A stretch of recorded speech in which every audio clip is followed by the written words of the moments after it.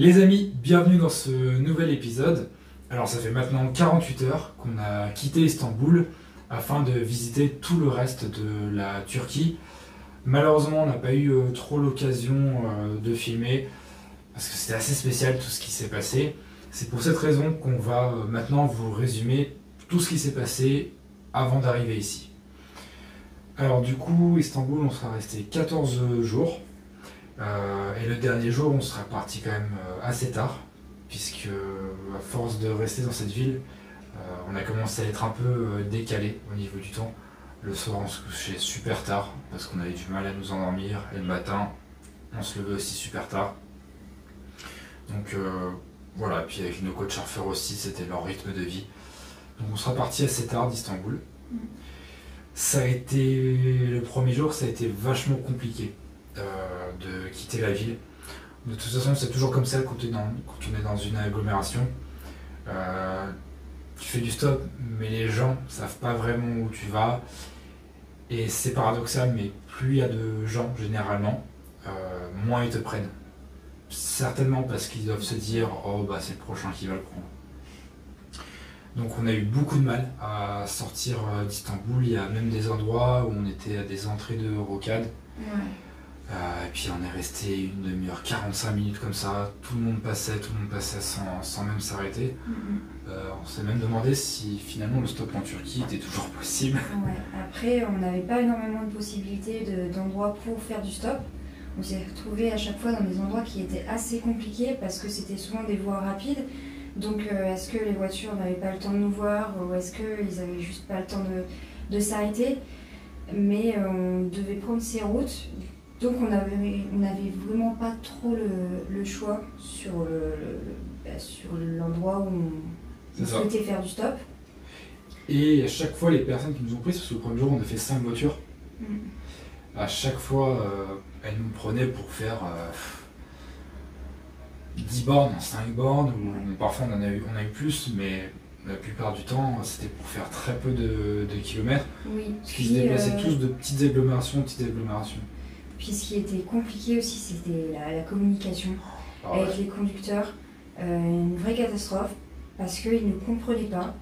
Malgré le fait qu'on ait préparé à l'avance la carte, la destination qu'on souhaitait rejoindre, on avait sorti Google Traduction, on avait essayé de leur expliquer ce qu'on souhaitait faire, que s'ils pouvaient nous rapprocher au plus près, c'était cool, quoi. Même si c'était que 10 km, on était ok. Mais ils ne comprenaient pas. C'est vrai que c'était très compliqué. Deux choses qui posaient problème.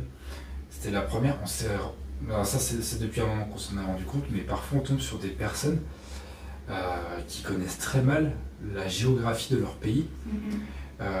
Et quand on leur met une carte sous les yeux, alors une carte Google Maps satellite, quelque chose de très répandu, et ben ils savent pas du tout se repérer, dire là ou c'est là, et du coup quand ils ont la carte sous les yeux, même avec du texte en turc, ils n'arrivent pas du tout à se repérer.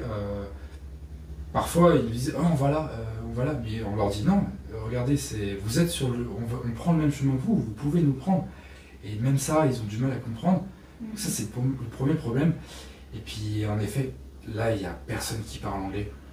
Donc on utilise Google Traduction, même si c'est pas toujours précis. C'est quand même difficile à se faire comprendre. Donc ouais, c'était tendu. Parfois on restait sur le bord de la route 5 minutes avec le conducteur pour juste lui expliquer qu'on allait dans la même direction que lui. Mais même avec Google Traduction, c'était compliqué. Oui, et même quand on disait le nom des grandes villes qui se situaient aux abords de notre destination, mais ils ne comprenaient pas. Alors est-ce que c'était notre accent, la façon de prononcer la ville, comme par exemple on a sorti Ankara pour dire voilà que c'était la route qu'on souhaitait prendre en direction de Ankara, même ça, on n'arrivait pas à se faire comprendre alors que c'est quand même une grande ville de Turquie. Une chose aussi qui est frustrante, c'est quand on leur dit qu'on fait de l'autostop, que de l'autostop, et qu'ils nous disent je vais vous emmener à la gare, au prochain autobus, à la prochaine arrêt d'autobus. Là on est non, c'est un challenge, non. Du coup ça aussi ça a été dur. Mais voilà, hier on a pas mal galéré. On a fait de l'autostop. Alors déjà on a commencé assez tard, on a commencé à 14h. Mais on a fait de l'autostop jusqu'à plus de 17h, donc il commençait à plus y avoir de lumière. Mais on a eu la chance sur la dernière personne qui nous a prise. Oui. Marine, à un moment, leur a demandé à la personne si elle connaissait un endroit sûr où on pourrait poser la tente. Et là, on a eu beaucoup de chance, parce que la personne, du tac au tac, elle nous a dit... j'ai une ferme, voilà. Allez, j'ai un abri, vous pourrez dormir dedans. Puis elle nous a conduits jusqu'à là-bas, et puis on a pu dormir sous un toit, un petit chalet. Bon, juste avec l'eau, l'électricité, et puis pas de meubles à l'intérieur, mais c'était suffisant pour qu'on puisse mettre nos matelas et nos duvets et passer une nuit quand même au chaud, et à l'abri du vent ou de la pluie, même si la météo était relativement bonne. Donc, ça s'est fait spontanément, c'était top, la personne n'a rien demandé en échange. Elle nous a posé la ferme, elle est repartie autre part. Donc c'était génial d'avoir cette opportunité. Grosse journée compliquée, mais qui s'est finie sur une bonne note, comme quoi. Ouais, c'est ça ce qui est paradoxal, c'est que généralement, plus on galère, plus on est récompensé par la suite. Moi je crois pas du tout au karma, à ce genre de choses, mais c'est vrai que parfois quand on observe tout ça, vraiment on a l'impression que plus on a de galères, plus derrière on est récompensé par de bonnes choses, et aussi inversement, plus il se passe de bonnes choses dans la vie, plus il y a un moment où ça va se casser la gueule. Ouais, ça se casse pas la gueule, mais ça te met une petite poche, genre... C'est ça, où tu te prends une petite claque. Et là, débrouille-toi un petit peu tout seul. Exactement. Et donc, voilà, hier c'était finalement une très bonne journée, parce que voilà, on a pu trouver... Alors, il y avait 3 heures de route qui étaient annoncées, on a pu faire 1h30. On a fait la moitié, donc c'était pas trop mal. On a fait 150 km hier, donc c'était une bonne performance, et il nous restait 100 km pour atteindre Bourges Albabas, qui est juste à côté. Donc voilà pour cette première journée. De belles rencontres finalement. Voilà, et on a oublié de vous préciser aussi, c'est qu'on est parti de Istanbul, on s'est excentré de Istanbul grâce à un train pour rejoindre Gebze. C'est ça le nom? Gebze, je crois que c'était. Donc on a pris un train grâce à la carte de Istanbul. Et en fait ça nous a coûté 3 € pour 2 personnes pour 1 heure de train. Ah non, beaucoup moins. Beaucoup moins? Ouais, c'était 25 Turkish Lira, donc 25 Turkish Lira, on est aux alentours des 80 centimes. x2. Oui. Ah ok. Donc, moins de 2 € pour 2 personnes, pour faire 1 heure de train, c'est très rentable. Et donc voilà, c'était notre seule solution pour quitter le centre historique de Istanbul. Généralement quand on a Parce que le stop ça aurait été impossible, clairement, et le taxi, non, c'est pas ce qu'on veut. En fait, généralement quand on est dans des grosses agglomérations, qu'on se retrouve au centre, on n'a pas d'autre choix que prendre les transports en commun ou parfois un taxi pour s'excentrer. Parce que l'autostop en centre-ville, c'est stupide en fait, parce qu'on sait très bien que ça marche pas, on l'a déjà essayé, beaucoup de gens l'ont essayé, c'est très difficile. Et puis les gens ils vont vous dire non mais vous déconnez, il y a des transports en commun, ils sont gratuits ou pas chers. Donc on sait par expérience que ça sert à rien qu'on fasse de l'autostop au centre, c'est après, une fois qu'on quitte l'agglo, qu'on peut commencer à faire l'autostop sur des centaines de kilomètres. Donc là, il y avait cette opportunité de faire 70 bornes de train avec 80 centimes. Du coup, on a choisi vraiment le dernier arrêt. L'endroit le plus éloigné d'Istanbul pour pouvoir démarrer le stop. Voilà, se rapprocher des grandes routes. Donc voilà pour ce qui est de cette première journée. Et maintenant, on va vous parler de la seconde journée. Alors ce matin, on n'est pas parti trop tard, on a quand même dormi un peu, mais sur les coups de 10 h, on était reparti. Ouais, on a du mal à récupérer un rythme.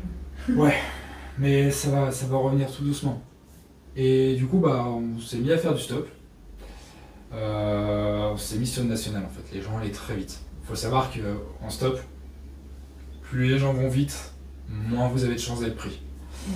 Donc là, ça sentait pas bon, on en a fait pendant un peu plus de 5 minutes. Et il y a un moment, la personne qui nous avait hébergés a emprunté la route. Et du coup, on se dit, voilà, vous voulez que je vous pose où? Donc il nous a posé 5-6 km plus loin, à un croisement qui nous permettra de rejoindre la route qui nous intéressait. Ouais, et puis rejoindre aussi une route un peu moins rapide, un peu moins fréquentée peut-être, mais où le stop serait peut-être un peu plus facile pour nous. C'est ça, et puis une route aussi avec beaucoup moins d'intersections. C'est-à-dire que s'il y a une personne qui s'engage sur cette route, il y a de grandes chances pour qu'elle aille jusqu'au bout de la route. Donc voilà, on a eu encore la chance de tomber sur lui. Après ça, on est tombé sur un autre conducteur. Oui, qui s'est arrêté au bout de 5 minutes de stop, donc ça commençait bien pour nous. Sauf qu'encore une fois, on s'est mal fait comprendre. Il a essayé de demander à un chauffeur de bus de conduire quelque part. On n'a pas trop compris parce que le chauffeur de bus nous a montré où nous on voulait aller sur la carte, parce qu'il pensait qu'on était perdus certainement.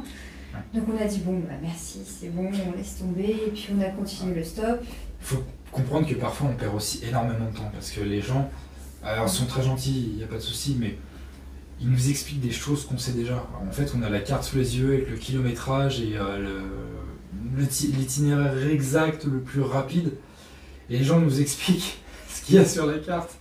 Du coup, on essaie de leur dire qu'on le sait déjà, mais voilà, du coup, on perd aussi du temps de cette manière.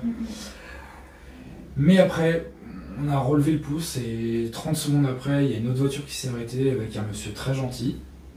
On lui a expliqué qu'on allait dans cette direction, il nous a pris tout de suite. Il nous a dit qu'il pouvait nous avancer sur une quinzaine de bornes, c'était top. Et puis au fur et à mesure des échanges, il nous a proposé d'aller dormir chez lui. Oui, j'avais oublié le détail. Sauf que nous, on lui a fait vite comprendre qu'on avait peu d'argent, peu de budget. En fait, il faisait du camping, en fait, il proposait des solutions d'hébergement style bungalow, camping quoi. Mais bon, nous, on n'avait pas d'argent à mettre là-dedans, donc on lui a fait comprendre que c'était pas possible. Donc ça s'est arrêté là, il nous a posé sur le bord de la route. D'ailleurs, aujourd'hui, on n'a fait que utiliser Google Traduction pour tout le monde, parce que l'anglais c'est mort. Mais après cette personne, on a fait une super rencontre.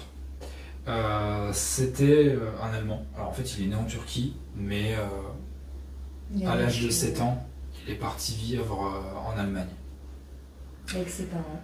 Donc il parle plus allemand que turc, mais il parle très bien les deux. Mais il parle anglais. Ouais, alors l'anglais c'était vite fait, quelques mots, mais bon, c'était pas possible d'avoir une conversation en anglais avec lui. Et alors lui par contre c'était une super rencontre, parce que après le tour du monde avec Marine, on a quelques projets, des projets de construction de maisons autonomes, et cette personne s'est avérée super intéressante pour nous, puisque elle connaît beaucoup de gens, beaucoup d'entourage, et c'est une personne qui loue des terrains en fait. À très bas prix. À très bas prix, ouais. Et donc, nous, c'est intéressant pour nous, parce que forcément, pour faire une maison autonome, on cherche un terrain. Bon, on va pas vous en dire plus, parce que c'est pas vraiment le sujet de la vidéo.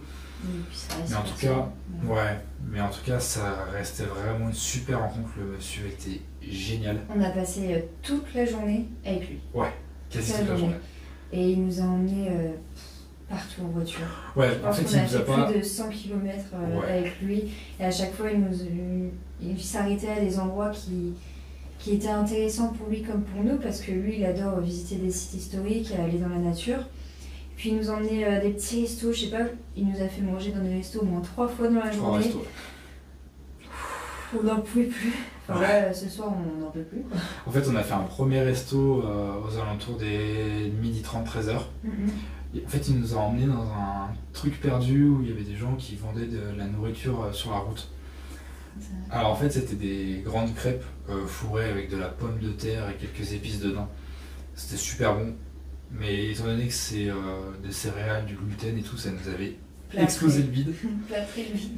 Et un quart d'heure après, il nous a emmenés dans un doner kebab. Voilà. Du coup, on a mangé un kebab derrière. Et puis bon, avec tous les épices et tout, et surtout la quantité aussi. La quantité, et puis le poivron. Le poivron, ça m'a tué la bouche. Je sais pas combien de thé on a bu aussi, combien de soda. C'est ça. Mais ce monsieur était génial, vraiment. Puis en plus, il nous a tout payé aujourd'hui. C'était une super rencontre. On a été à un café après ensemble pour parler des projets qu'on pourrait avoir en commun. Ça nous intéresse énormément parce que c'est un peu la personne qu'il nous faudrait si on souhaite faire ce projet construction de maison autonome à l'étranger. Donc voilà, c'est une était vraiment sur la même longueur d'onde et tout, c'était vraiment top. Et puis après, le soleil a commencé à se coucher, vers 17h. Donc on lui a gentiment demandé s'il connaissait un endroit où on pouvait poser la tente, dans un endroit sûr. Puis après, il nous a parlé des hôtels, nous on lui a dit pourquoi pas, mais il faudrait que la nuit soit en dessous de 20 €. Après, c'est au-dessus de notre budget.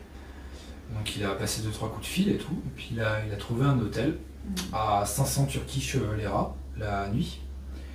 500 Turkish lira, ça fait 16 €. Ouais, 16 €. Donc c'était cool, du coup c'est parti. Et quand on est arrivé à l'hôtel, la personne a dit non, c'est pas 500 la chambre, c'est 500 par personne, donc x2. Et là ça l'a énervé. Ça l'a énervé parce qu'il a dit 30 €, ouais 30 €. Et elle a dit non, c'est pas un bon prix, c'est pas possible. Parce qu'en fait c'est vrai que ici on est vraiment dans un bled perdu, les prix sont très très bas. 30 €, vous pouvez trouver ça à Istanbul. Istanbul, c'est une mégapole où les prix sont quasi les mêmes qu'en France. Donc elle a dit non, c'est pas respectueux. Donc après ça, en fait, on est parti de l'hôtel et pendant peut-être 1 heure, on a fait que des allers-retours dans la ville pour trouver un hôtel. Il s'est aussi arrêté chez les flics. Pour demander où est-ce qu'on pourrait poser la tente. Voilà. Ouais, et puis il leur précisait bien qu'il fallait pas qu'on soit en danger, que sinon il n'aurait pas la conscience tranquille quand il serait rentré chez lui. Donc il prévenait les flics, il y avait 2 personnes françaises qui étaient dans la ville. Et voilà, pendant pour nous protéger. Pendant 1 heure, on a fait que des allers-retours dans la ville pour lui, il faisait un peu tout ça dans son coin. Mais en gros, il checkait tous les hôtels, il demandait à tout le monde si c'était possible de trouver quelque chose en dessous de notre budget. Mais bon, ça n'a pas fonctionné. Et puis à la fin, il commençait à être crevé. Et puis nous, le pauvre, on ne voulait pas plus l'embêter. Donc au bout d'un moment, il nous a déposé près d'un endroit où on aurait pu peut-être poser la tente. Et puis on s'est dit au revoir.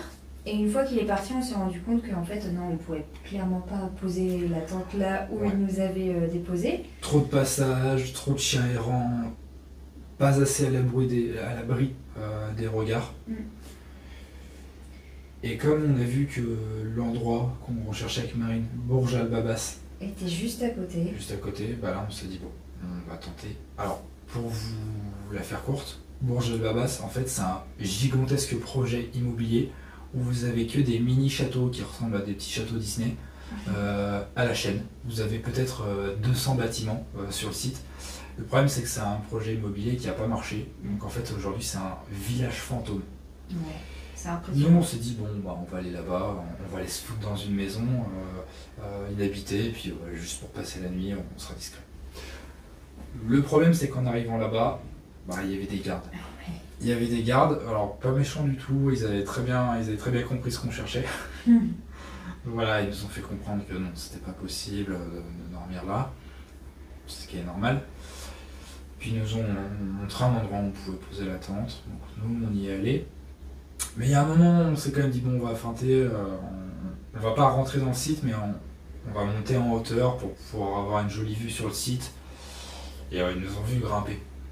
Ils nous ont vu grimper, ils sont revenus nous chercher. Ils nous ont dit faites pas ça, c'est dangereux et tout. Et puis il y a le mec qui a commencé à nous dire j'ai parlé à mon patron, ok pour 20 €. Vous pouvez dormir dans un des petits châteaux pour 20 €. Donc là, nous, on lui a dit ok. Il a dit attendez, je rappelle mon patron. Et puis après avoir discuté avec le patron, il nous a dit 50 € la nuit. Il n'y a pas d'eau, il n'y a pas d'électricité. C'est juste de l'ossature. C'est juste une maison qui n'a pas été finie de... Ouais, il n'y a même pas de fenêtre. Ouais, voilà. Donc là, on s'est dit non, 50 € non. Même si c'est un endroit touristique, où ça attire les gens, non, là tu te fous de nous. Donc on lui a dit gentiment que non, c'était plus cher qu'un hôtel, donc on n'allait pas aller là-bas. Du coup, on s'est dit gentiment au revoir, et nous, on est parti en direction d'une petite colline, en fait. Le problème, c'est qu'en arrivant à cette colline, il y avait déjà quelques personnes qui étaient là-bas, des fêtards. Un peu des gens qui s'alcoolisent à côté de leur bagnole et tout. Nous, au moment, on a posé la tente parce qu'on n'avait pas d'autre solution. On a posé la tente au bord du chemin. Ouais, c'était pas terrible. Mais notre instinct nous a rapidement dit que c'était pas une bonne idée de rester là. D'une part parce que voilà, il y a ces gens alcoolisés autour de nous. Ouais, ils avaient commencé à mettre la musique dans les voitures, on s'est dit ok, super la nuit. C'est ça. Et puis voilà, en bordure de chemin, pas très safe. Et surtout à minuit là, donc dans 1 heure. Il y a la tempête qui arrive. Alors tempête, il y a surtout une très très grosse pluie qui arrive. Et elle dure jusqu'à 15h, 16h demain. Ouais. Donc là, on s'est dit bon. Puis en plus, on était quand même sur un chemin qui était en descente. Ouais. Et derrière la tente, en fait, il y avait une grande, comment on pourrait appeler ça, une grande butée de sable. Une falaise, ouais, une falaise. Voilà, une falaise de sable. Et avec l'eau, je pense qu'elle aurait pu ruisseler sur la tente. Et enfin, voilà. Pas terrible. Très mal placé, très mal Rester placé. dans cette tente. Et puis en plus, la tente était même pas posée bien au sol, elle était comme ça. On avait glissé toute pas la confortable nuit. du tout, on allait abîmer la tente. Mais quoi qu'il en soit, on aurait pu passer la nuit sous la pluie dans la tente, aucun problème. Mais il aurait fallu un endroit plus calme et plus posé pour ouais, et puis passer la nuit. Même si c'était pas du tout une propriété privée, on embêtait les gens. En fait, plusieurs fois on a fait peur aux gens parce que les gens pensaient qu'on était avec nos lampes torches parce qu'on pensait qu'on était des flics. Ouais. C'est marrant parce que d'habitude c'est nous qui avons plus peur des gens parce que voilà, on pose la tente et tout. Ouais. Cette fois, c'est nous qui faisions peur. Cette fois, c'est les gens qui avaient peur de nous. Puis en plus, les voitures, elles passaient à 1 mètre de la tente, donc ça faisait peur. Hein. S'ils étaient alcoolisés et qu'ils ne voyaient pas... Alors après, c'était pas une voie à 70, hein. C'était un chemin en sable. Mais on ne sait pas comment ça peut se passer quand tu es sous alcool. Donc après ça, on s'est dit, bon, on va aller à l'hôtel, tant pis. On a remballé rapidement nos affaires. Il était déjà 20h30. Et du coup, on s'est dirigé vers l'hôtel le plus proche. Ah oui. On est arrivé à cet hôtel. On a dit... Alors, déjà, on est rentré, on savait, on sentait qu'il n'y avait personne dans l'hôtel. Ouais, il n'y avait personne. On est mi-novembre. Il n'y a personne. Pas de voiture sur le parking. Personne dans les restaurants, pas de voiture dans le parking. Exactement. Donc voilà, on est rentré, on a demandé une chambre pour 2. Le mec nous a dit cash 40 balles. Ok, bon, très bien. De toute façon, on n'avait pas d'autre solution. Ouais. Et puis après, il a commencé, sans même nous dire s'il y avait des chambres, il a commencé à nous dire ouais, est-ce que vous voulez boire, des trucs et tout. Voilà, nous, on lui a fait comprendre que pour l'instant, on était exténués et qu'on voulait juste une chambre, voilà, et qu'on verrait après pour les boissons. Et il a insisté plusieurs fois avec les boissons. Donc je pense qu'il voulait juste nous faire consommer. Et 2 minutes après, comme il a vu qu'on n'était pas intéressé pour consommer de la nourriture ou l'eau, enfin des boissons, donc on était là pour l'hôtel parce que c'est ça ce que c'était, et ben il nous a dit l'hôtel est plein. Bon, c'est très bien qu'il n'était pas plein. Je pense que le fait qu'on veuille pas consommer des boissons et tout, sûrement que c'est une partie de leur chiffre d'affaires, il l'a mal pris. Soit c'est ça, soit parce qu'ils ont vu nos gros sacs, ils ont pris peur, soit parce qu'on est français et que eux ils veulent pas forcément accueillir des touristes et ils préfèrent accueillir des locaux. Peut-être, ouais. On ne sait pas la raison de tout ça, mais bon. Parce que le cas, voilà, il a fini par nous dire que l'hôtel était plein, alors qu'on savait très bien qu'il était pas plein, il était prêt à recevoir du monde, tout était nickel, eux ils étaient à l'affût. Donc on est parti, voilà, on savait tous qu'on avait été jetés dehors. Et puis après, là on s'est dit, il était 21h, on s'est dit il faut vraiment qu'on trouve une solution. Les hôtels sont chers. Sauf celui qu'on avait essayé avec... C'est ça. Sauf celui où notre ami nous a dit non, c'est irrespectueux les prix. Voilà. C'était moins cher au final. Du coup, on s'est remis à faire de l'autostop. Je crois qu'on n'a jamais fait de l'autostop aussi tard que ça. Ouais, de nuit, on n'en a jamais fait. Il y a une personne qui s'est arrêtée. Enfin, la deuxième personne. Et on lui a dit simplement qu'on était désolé, qu'on cherchait une solution pour dormir. Qu'on s'était fait refouler d'un hôtel ou que les prix étaient trop chers pour nous. Donc il nous a dit écoutez, vous montez dans la voiture, je vais trouver une solution. Quand on était dans la voiture, il a commencé à envoyer plusieurs coups de fil. Et du coup, avec le traducteur, il nous a montré qu'il avait trouvé un hôtel à 500 Turkish lira la nuit par personne. Petit déjeuner compris. Voilà, petit déjeuner compris. Donc l'hôtel où on se trouve actuellement et où on avait essayé la première fois. Bon, donc là, on a gagné un petit déjeuner quand même. Mais du coup, on s'est dit, bon bah allez, tant pis. On s'avoue vaincu, ça fait 3 heures qu'on cherche un endroit pour dormir, on est exténué, il y a la pluie qui arrive, c'est bon. On s'avoue vaincu. Bon, ça... 15 € par personne, on va dire. C'est ok. C'est pas la mort, surtout que demain matin, on a le petit déjeuner. Oui, voilà. C'est pas trop mal. Et puis après, il nous a demandé si on avait faim. Donc bah, nous on a dit oui, parce que c'était le cas. Malgré tout ce qu'on avait mangé, franchement, on est des gros. C'est ça. Et du coup, en fait, il nous a amené à son propre restaurant. Parce qu'en fait, c'était le gérant du restaurant. Et finalement, il nous a gracieusement offert le couvert. Donc on a mangé pas énormément. On a mangé une petite entrée, c'était tout. Une entrée froide. Avec du pain et un verre de coca. Voilà, c'était tout. Et puis on lui a dit que c'était suffisant pour nous, qu'on voulait pas abuser. Et puis après, cette gentille personne nous a amenés à l'hôtel où on est actuellement. Alors il nous a pas payé la chambre parce que c'est bon, il y a un moment, faut pas exagérer. Et puis voilà, finalement on a réussi à trouver cet hôtel. On y était il y a 3 heures pour négocier, on est revenu là. Voilà, on a fait ce qu'on a pu pour essayer de pas trop dépenser d'argent. Il y a un moment, on ne peut pas non plus tout éviter. Donc c'est pour cette raison qu'on se retrouve là. On est quand même content de retrouver du confort, de prendre une douche. Puis voilà, de dormir à l'abri parce que les endroits qu'on avait trouvés n'étaient pas safe du tout. Puis il y a la pluie qui arrive. Donc ça fait du bien d'être au chaud. Ouais. Donc voilà ce qu'il en est pour ces 48 heures d'autostop. Vraiment c'était éprouvant parce que ces 300 km n'ont pas été évidents. On a fait 10 voitures en tout. On s'est pas arrêté. Ouais, on s'est pas arrêté, il y a eu que des rebondissements, il y a eu des très bonnes rencontres. Ouais, c'est surtout ça qu'on retient. Et puis la plupart des gens qui étaient sur notre parcours, même si elles ne parlaient pas anglais et tout, c'était vraiment des gens bien.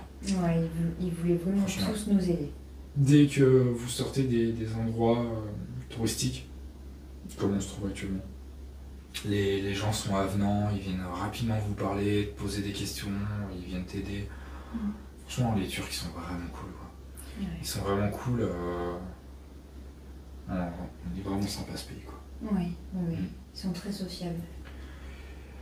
Donc on est juste à côté de Bourj Al-Babas, donc le fameux projet immobilier abandonné.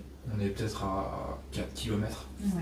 Alors peut-être pas qu'on y ira demain, peut-être qu'on ira après-demain. On va voir en fonction du temps. Quoi qu'il en soit, maintenant il est bientôt minuit. On va aller faire minuit en Turquie, mais du coup il est 22h en France. C'est ça. Mais on est crevé. Ouais, donc c'est pour ça qu'on va vous laisser. Ouais. Est-ce qu'on va aller dormir? On vous montre rapidement la suite de l'aventure.